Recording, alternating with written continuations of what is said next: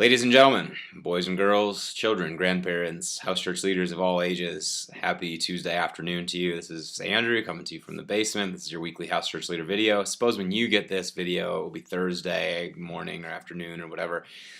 So be that as it may, technology and so on and so forth. A couple things for you today. First of all, I just wanted to say thanks to those of you who have been praying for me on my fast here. It's been today's day 7 for me. It'll be 9 by the time you get this. Thank you so much for the prayers. It's actually been a really tremendously good time. I was told I've never done a fast of this length before, and I was told that somewhere around day 5 or day 6, it actually starts getting really good and really easy, and that has been the case for me. Day 7 for me, I don't have a lot of crazy cravings. I just find that my spirit's quiet and my heart is full and alive and all kinds of good things, and my body has a lot of energy. I've been sleeping well and all of that. So I just appreciate the prayers, and I have found, I think I kind of headed into this hoping for some kind of clarity on a whole bunch of different things, and I don't have any more clarity on anything, but what I will say is that my experience with fasting has been that fasting is one of those things like, you ever see a boat, boat when it's on the water, it creates a wake behind it. And fasting is one of those disciplines that for me anyway has kind of been like that I'll do it and then there will be this wake of goodness or new clarity or insight or breakthrough or whatever that happens on the backside of it. So hoping for that and looking forward to that. For those of you that are fasting, I continue to pray for you. Let me know how I can pray for you. And my prayer for you has been for spiritual depth and communion with God and clarity on the stuff that's going on in your life. So so thanks for the prayers. Appreciate it very much. Two administrative items for you very quickly. One has to do with our regional gatherings. We have our leaders and the groups that go with each leader set. So let me read those off to you real quick. In the David and Elise Overcash group, we're going to have the Arvada House Church, which is Eric Joachim and Rusty Gates, and then also Dave and Sharon Pendleton. So Overcash, you have Arvada and Pendleton. And then Josh and Jody Barrett are one of our other group leaders, and they are going to have Jamie and Bree Mertens and Nick and Stephanie Rettenauer in their group. In the David and Amy Thettinga group, see how I'm getting better at your name? In the David and Amy Thettinga group, we've got the Logans and the Arndts. We just figured getting all the kids together in one place would be better, so that's in that group. And then in the Nathan and Bree Johnson group, we have Hayes and Rawls.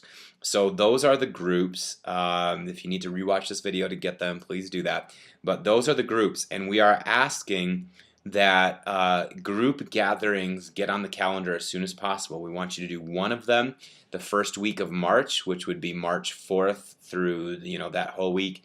And then one the first week of April, which would be, let's see, where are we at here? Which would be April, let's say the April after Easter, or the first week of April, so April Fool's Day throughout that entire week. So that's what we're asking for from you guys. If you are regional group leaders, we need you to get in touch with all the people in your group ASAP and get dates on the calendars for those as soon as is humanly possible.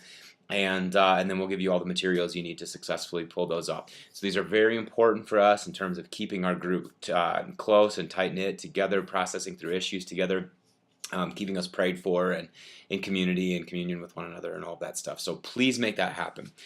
The second thing that I wanted to say very quickly was my sources tell me that our Sunday night house church leader prayer is going really, really well, which is so cool and encouraging for me.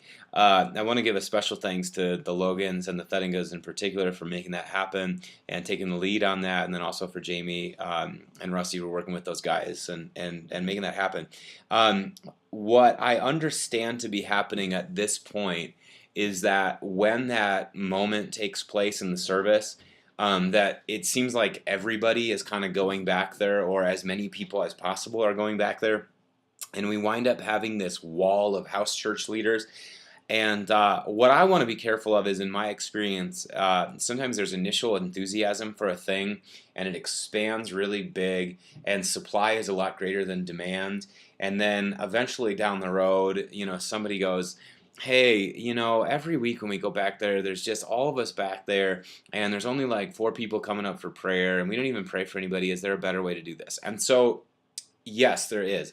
What I want to recommend is that as we press into doing this and making this sort of a habit and a clear piece of our culture for the first time, what I want to recommend is that you guys, you house church leaders, either at the beginning of the service or just during communion or whatever, you kind of check in with one another, and you get at a minimum 2 couples back there and at a maximum 3 for the time being.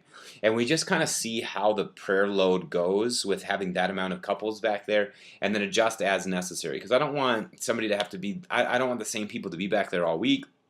I don't want us to have too many people going back there and then there not be enough people for prayer and then us all get kind of disenfranchised with the whole thing. I don't want that. So I'm actually going to ask the Logans and the Thuddingas to take the lead on this. All you guys need to do is just kind of check in, the whole group of you, just kind of check in with each other in some very informal way at the beginning of service and just kind of go, okay, so who's on it this week? You got it, we'll get it, okay, we're good. And then just go on from there. And if every week you do that, I think that we'll be good to go. And if you feel like you're not really getting a chance to do it and you want to do it, just, I don't know, be self-assertive. Hey, I haven't gotten picked to do this and I want to do it. Dang it, I want to pray for people. And that'd be really, really great. So it should work out pretty great that way if we do it like that. So Logans and Thuddingas, please take the lead on that. Let's have 2 couples back there, but not more than 3. And that should pretty much take care of the needs that we have. So that's it for this week. Love you guys. Thank you. Appreciate you very much. Keep me in your prayers. I'm speaking up at the mill this Friday night. That'll be the last day of my fast. And then, of course, Bloom again Sunday night. And what I'm going to be pressing into is I felt like I left something on the table this past weekend with talking about the call to press into pain as personal pain and struggle as very transformative for our spirituality. So this weekend I'm going to expand on that theme and talk about it more at Bloom on Sunday night. It should be good. Just pray for me that I have a clear head and a clear heart, and that I come in with just with a torrent of energy and clarity, and that I that I preach the roof off the place. That's what I'm always hoping for.